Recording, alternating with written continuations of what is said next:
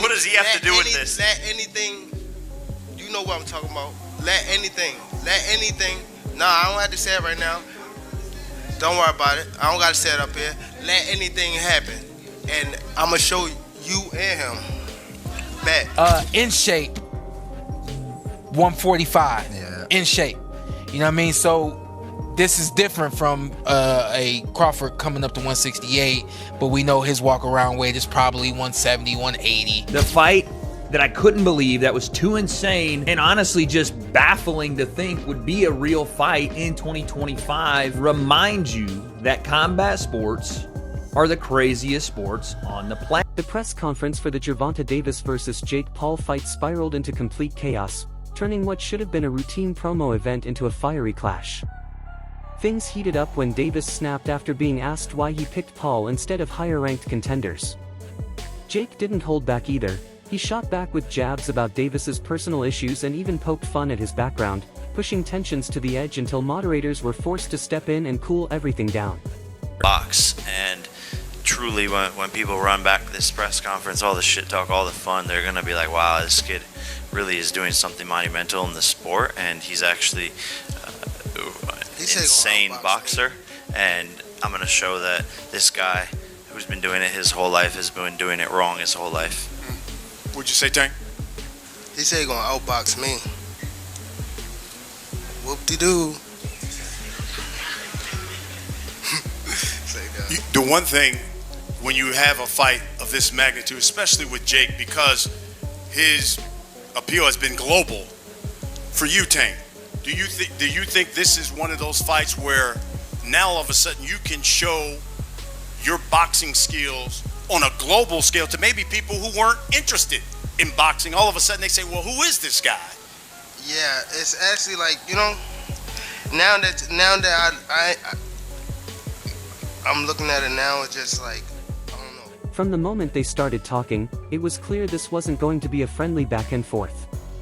Jake Paul, standing at 6 feet 1 inch, clearly towered over the 5 feet 5 inches Gervonta Davis, putting the size difference on full display and fueling the arguments leading up to the fight.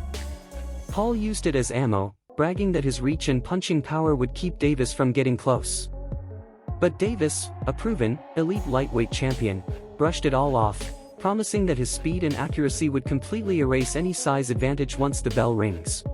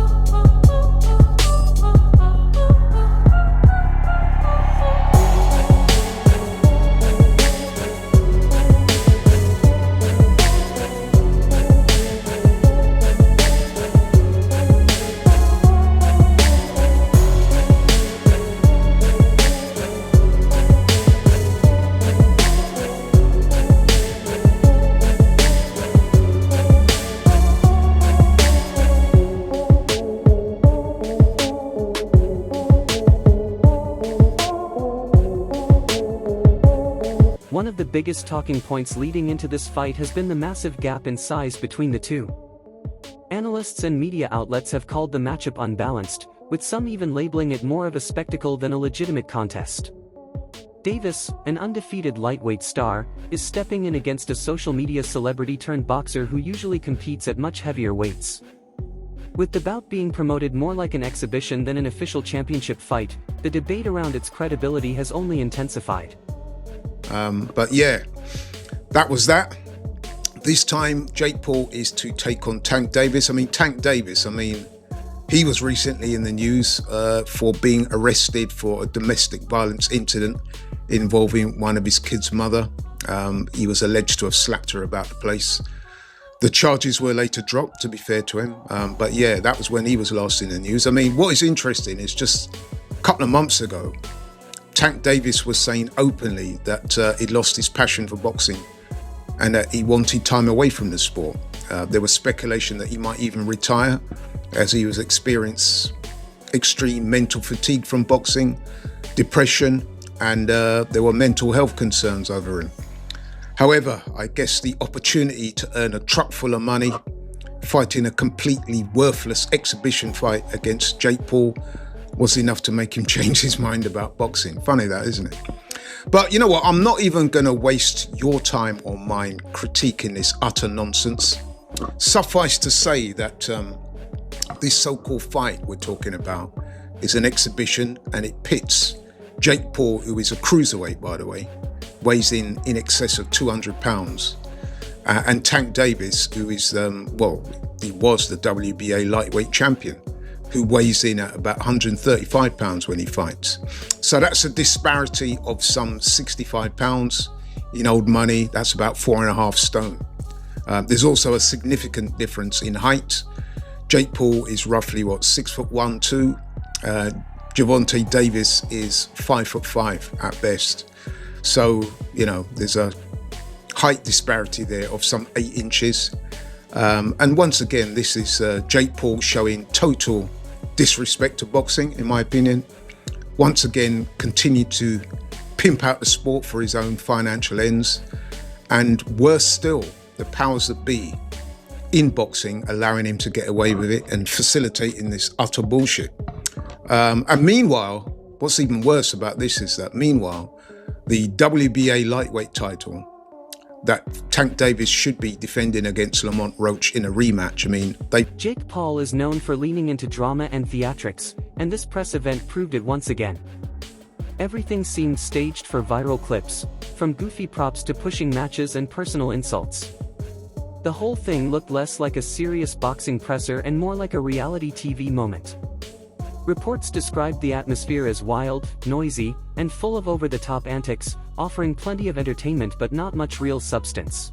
That Jake will kind of bounce in between doing these entertainment fights and then, trying to push toward his goal of ingraining himself in the sport of boxing, and kind of does both of them. So it's kind of a weird place to be, because he wants the respect of the boxing fans and the boxing hierarchy and hardcore boxing people, but at the same time, he'll gain some of that and then lose some of it. It's like a seesaw of his fights. Like one fight, like, okay, that's a real fight, or that's a real fight. And he'll go and he'll win the fight. Julio Cesar Chavez, real fighter, maybe past his prime, whatever, but Jake goes and wins that fight pretty easily, and then gets a lot of respect, gets a lot of the boxing hardcore love. And you have these talks about him fighting Anthony Joshua, and that was going to get even more respect. More people were like, that's fucking crazy. What are you doing? Myself included. That seemed like a massive risk, but a lot of people were like, okay, fair play. Anthony Joshua, that's a real heavyweight. Jake wants to fight him. He's a psycho, but fair play. And then you announce this one, and it's like, well, that's the same thing people have been saying about Jake for years. So it's a weird spot to be in for him, for sure. But I talked about this not being the first choice, and I don't think it was, because Coppinger reports next that talks for Jake Paul to face Anthony Joshua collapsed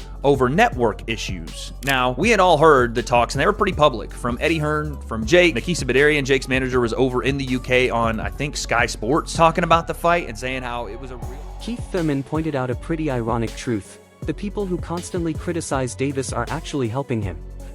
The same folks who tear apart his performances never skip watching him fight. Thurman explained that even negative attention keeps Davis in the spotlight, boosting his relevance and profile. In trying to bring him down, they're actually making his name even bigger.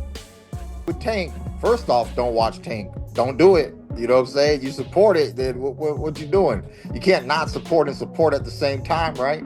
So if you're a boxing purist, then this fight with Roach is really more for you. It's going to be more up your alley, If you just like all entertainment, all fights, all hypes, all everything, then you're going to want to tune in to the Tank and Paul show there, because that's all for entertainment.